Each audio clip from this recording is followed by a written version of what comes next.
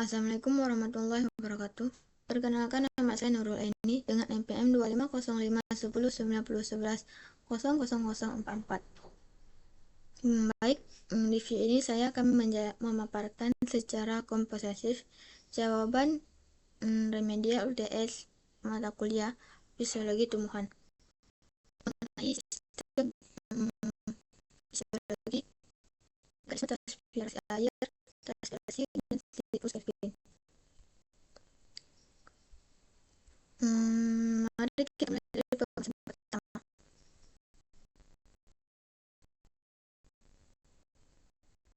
Kita masuk ke terminologi dasar.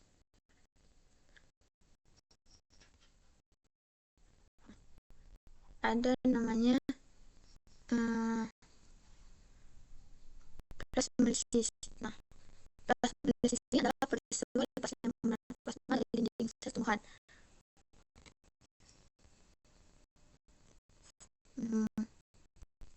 Akibatnya sel berada di lingkungan yang bersifat hipertonis. Hal ini mengakibatkan ada dari dalam vakuola sel keluar menuju luar sel melalui proses osmosis, menyebabkan sel kehilangan pulgon. Nah, selanjutnya ada ambilisis. Ambilisis ini adalah proses penyerapan air melalui bahan padat yang bersifat hidrolifik seperti biji klorin atau dinding sel berseluruh tanpa membentuk larut jati. Proses ini menghasilkan tekanan imbilisis yang berfungsi memecah kulit biji. Proses perkembangan dimulai. Selanjutnya ada difusi. Difusi adalah perpindahan pasif dari area berkonsentrasi tinggi ke konsentrasi rendah sampai kondisinya homogen. Nah, sedangkan osmosis adalah dari molekul pelarut air melewati membran semipermeabel dari larutan kecil menuju larutan lebih pekat. Selanjutnya yaitu kohesi dan adhesi. Nah, dua ini adalah kunci air bisa masuk ke atas pohon. Kohesi ini adalah gaya menari antar molekul yang sejenis, yaitu sesama molekul air. Nah, sedangkan adhesi dia adalah gaya tarik antar molekul yang berbeda, yaitu antar molekul air dan dinding sel xilem tumbuhan. Baik, selanjutnya kita masuk ke jalur transpirasi lateral pada akar. Nah, bisa kita lihat pada gambar. Ada 3 jalur, yaitu jalur apoplas, jalur simplas, dan jalur transmembran. Saya akan menjelaskan terlebih dahulu jalur apoplas. Jalur apoplas ini adalah di mana air bergerak menyusuri ruang antar sel dan dinding sel. Jalur luar ini akan berhenti di lapisan endodermis karena berhadapan oleh pita Kaspari yang kedap air. Nah, sedangkan jalur simplas ini dia di mana air bergerak masuk menembus sitoplasma sel yang saling terhubung melalui celah bernama plasmodesmata. Nah, yang ketiga itu ada jalur transmembran, di mana air bergerak lurus keluar masuk sel melintasi membran vakuola dan membran plasma secara berurutan.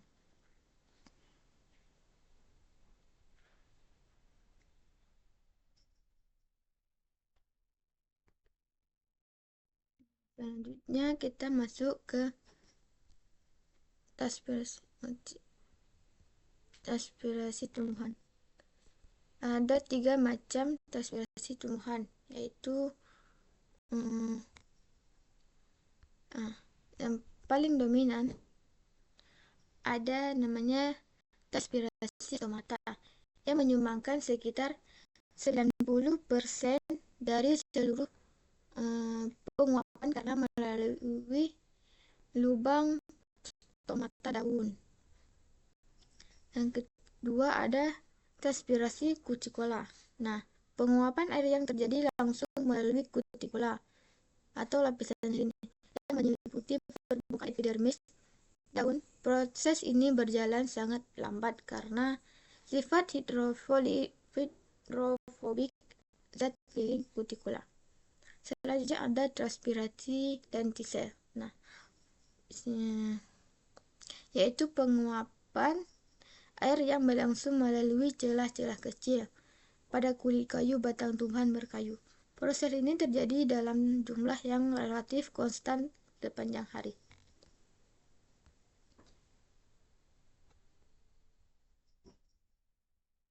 Baik, selanjutnya ada faktor-faktor pengaruh laju transpirasi. Ada 2 faktor, yaitu faktor internal dan faktor eksternal.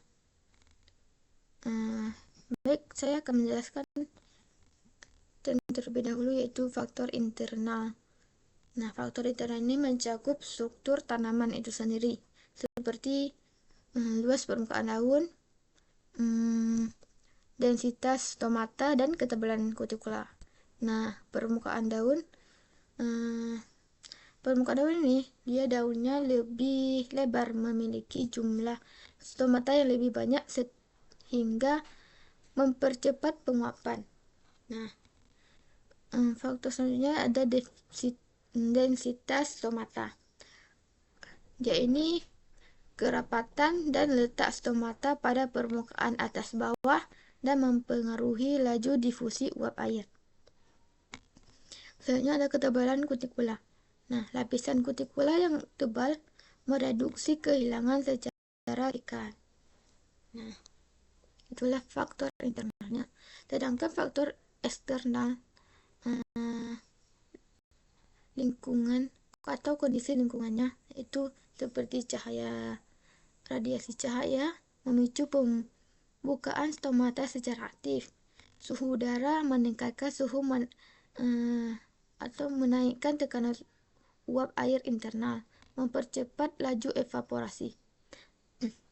Kelembapan udara tinggi memperkecil gradien tekanan uap sehingga transpirasi menurun. Dan yang terakhir yaitu angin, membawa pergi uap air jernih di sekitar daun, mempercepat penguapan. Nah, baik, selanjutnya kita masuk ke peran penting transpirasi. Ada 3 peran penting transpirasi. 3 peran krusial bagi langsung dan depan. Yang pertama adalah menciptakan daya isap daun atau tarikan transpirasi. Penguapan air di daun memicu hilangnya sel mesofil yang menciptakan gaya hisap hidrolifik. Gaya ini menarik air dari akar naik ke tajuk pohon yang tinggi melalui pembuluh xilem. Yang kedua ada untuk mengatur dan menurunkan suhu tanaman. Evaporasi ini memerlukan energi panas.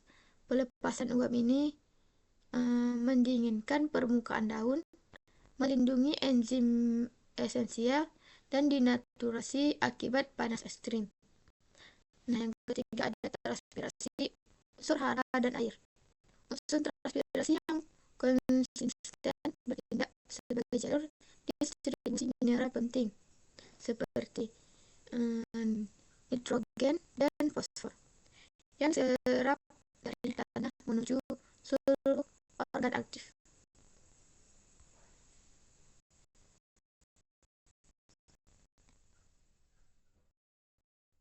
Selanjutnya selanjutnya kita masuk ke mekanisme fotosintesis gelap dan terang.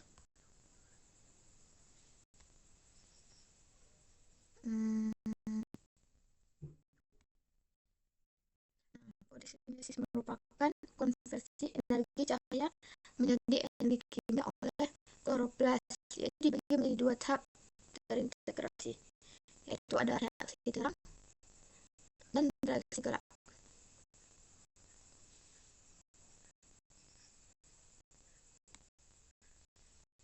Reaksi terang terjadi di membran tilakoid. Dia ini membutuhkan cahaya matahari langsung untuk memecah air atau fotolisis. Gunanya untuk menghasilkan oksigen serta memproduksi energi kimia yaitu ATP dan NADPH. Lalu ada reaksi gelap. Reaksi gelap atau siklus Kelvin yang terjadi di stomata. Tahap ini tidak memerlukan cahaya matahari secara langsung. Tahap ini memanfaatkan energi ATP dan NADPH hasil reaksi terang untuk memproses fiksasi karbon dan mereduksinya menjadi gula. Ini 6CO2 ditambah 6H2O menghasilkan C6H12O6 tambah 62.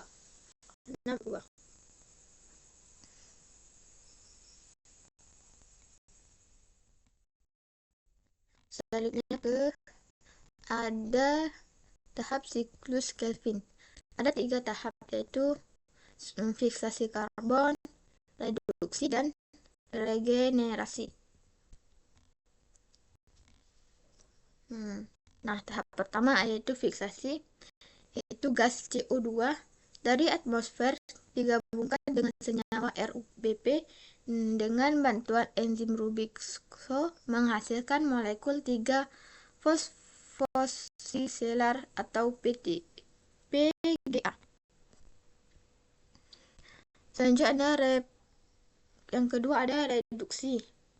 PGA menerima gus fosfat dari ATP dan elektron dari NADPH untuk diubah menjadi molekul berenergi tinggi G3P, yaitu gliseraldehida 3-fosfat. Dua molekul G3P dari siklus digunakan untuk membuat glukosa.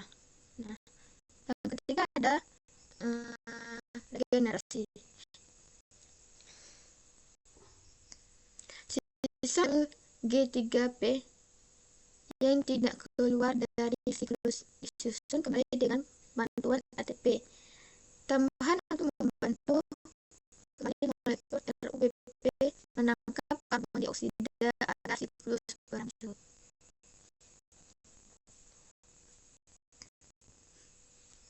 Demikian penjelasan dari saya mengenai seluruh jawaban UTS fisiologi tumbuhan ini. Sekian, assalamualaikum warahmatullahi wabarakatuh.